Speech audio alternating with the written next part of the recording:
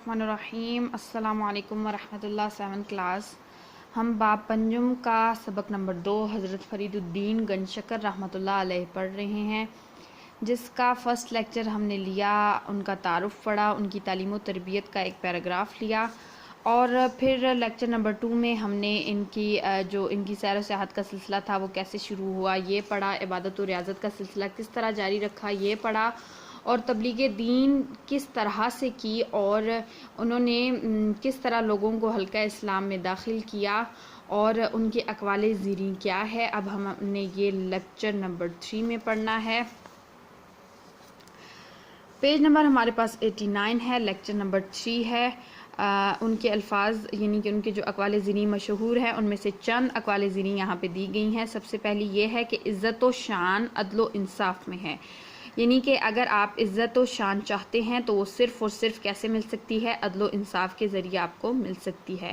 ہنر اگر بے عزتی سے بھی ملے تو حاصل کرو، یعنی کہ اگر ہنر کسی بھی قسم کا حاصل کرتے ہوئے آپ کی بہت زیادہ بے عزتی کی جاتی ہے، آپ کو بہت زیادہ بے عزت کیا جاتا ہے، لیکن پھر بھی آپ کو ہنر حاصل ہو رہا ہے تو وہ کہتے ہیں کہ ایسا علم حاصل کرنا چاہیے۔ ہنر اگر بے عزتی سے بھی ملے تو وہ بھی حاصل کرو۔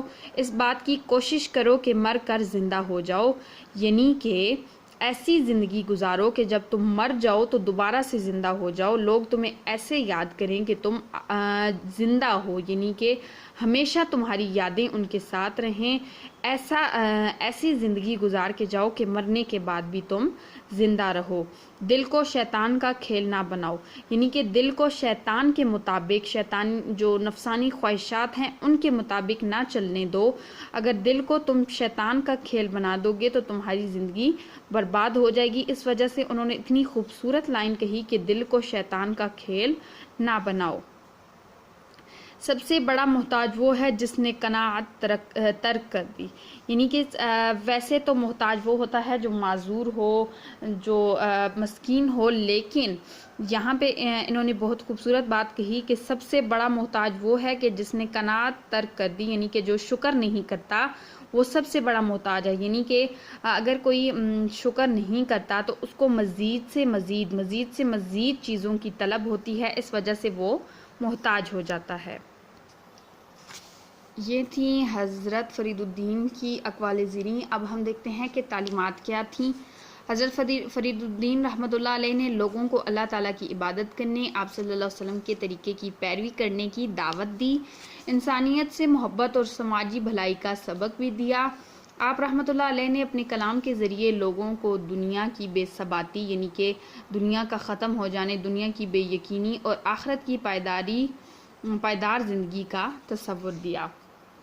یعنی کہ آپ رحمتہ اللہ علیہ نے اپنے کلام کے ذریعے لوگوں کو یہ بات سمجھانے کی کوشش کی کہ یہ دنیا بے ثباتی ہے، فانی ہے، ختم ہو جائے گی، اور آخرت کی جو زندگی ہے وہ پائیدار ہے، یعنی کہ ہمیشہ رہنے والی ہے، اس کا تصور پیش کرتے رہے۔ وفات کب ہوئی؟ حضرت فرید الدین رحمتہ اللہ علیہ نے 5 محرم الحرم 664 ہجری کو وفات پائی۔ وفات کے وقت آپ رحمتہ اللہ علیہ کی عمر 95 سال تھی۔ آپ رحمتہ اللہ علیہ کی نماز جنازہ مولانا بدر الدین اسحاق رحمتہ اللہ علیہ نے پڑھائی۔ بزرگان دین کی زندگی ہم سب کے لیے مشعل راہ ہے تاکہ اس راہ پر چل کر ہم دنیا اور آخرت میں کامیابی حاصل کر سکیں۔ انہوں نے 5 محرم الحرم 664 ہجری میں وفات پائی اور ان کا نماز جنازہ بدر الدین اسحاق رحمتہ اللہ علیہ نے پڑھائی، اور جتنے بھی بزرگان دین اولیاء کرام گزرے ہیں وہ سب کے سب ہمارے لیے مشعل راہ ہیں، یعنی کہ وہ ہمیں زندگی گزارنے کی طرف رہنمائی دیتے ہیں کہ کس طرح سے زندگی گزارنی چاہیے تاکہ ہم اسی طرح زندگی جو ہے وہ گزاریں اور اسی طریقے پر عمل کر کے ہم دنیا اور آخرت میں کامیاب ہو سکیں۔ اس طرح سے ہمارا یہ چیپٹر ہوا کمپلیٹ۔ اب ہم لیکچر نمبر 4 میں انشاءاللہ مشق حل کریں گے۔